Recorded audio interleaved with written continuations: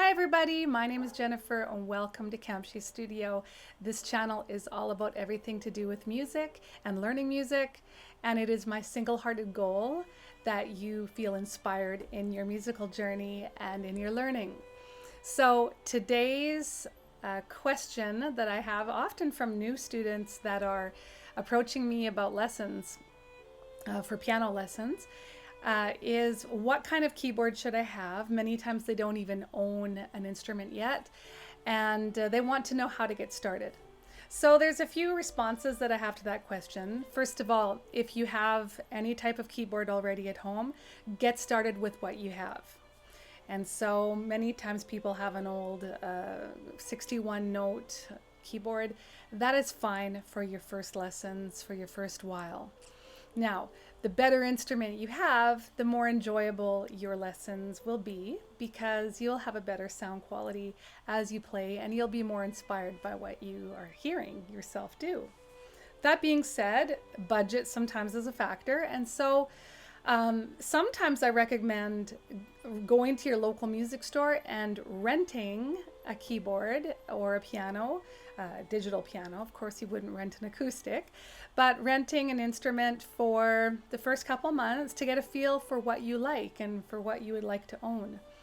An 88 note piano, which is basically a full-sized piano. As far as a digital goes, there are very high quality digital pianos that, in my opinion, I mean, I teach on a digital, that's all I use now. I used to have a big grand piano, but just space, and I just don't have the space for it. So I use my digital and it's very flexible.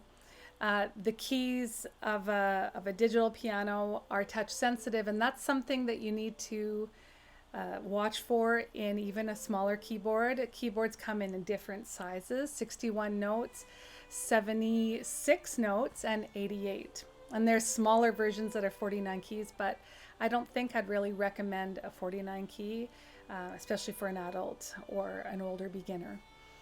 So what you want to find is touch sensitive keys. So touch sensitive means that when you strike the key hard, it gives you a louder sound, and when you strike the key softly, it gives you a more soft sound.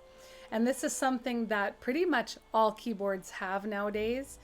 So that's something to look for. That's probably the number one feature that I feel a keyboard should have is touch sensitivity. And as far as the length, anywhere from 61 to 88 keys is really good.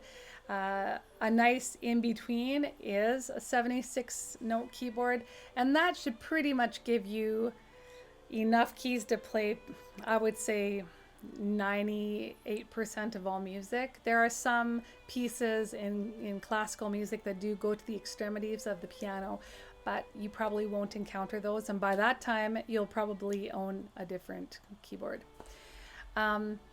What is better between acoustic and electronic? Well, an acoustic instrument is great, but it takes up a lot of place.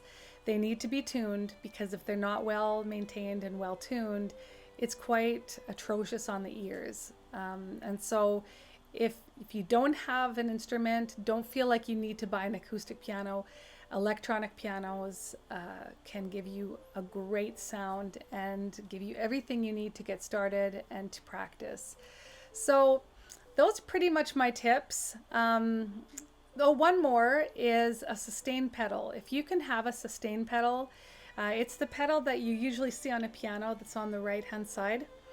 So what it does is when you press that pedal down, it holds the notes longer instead of, see what I mean? So a sustain pedal is something that you will use in your lessons quite early on. Well, at least your lessons with me, I will teach you how to use it quite early on.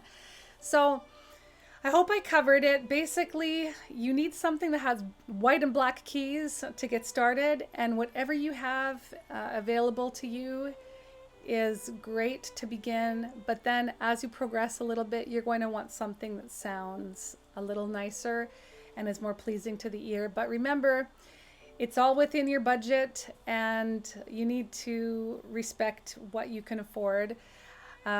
Usually I say to people, though, buy the best that you can afford because you will really, really enjoy it. And that's all.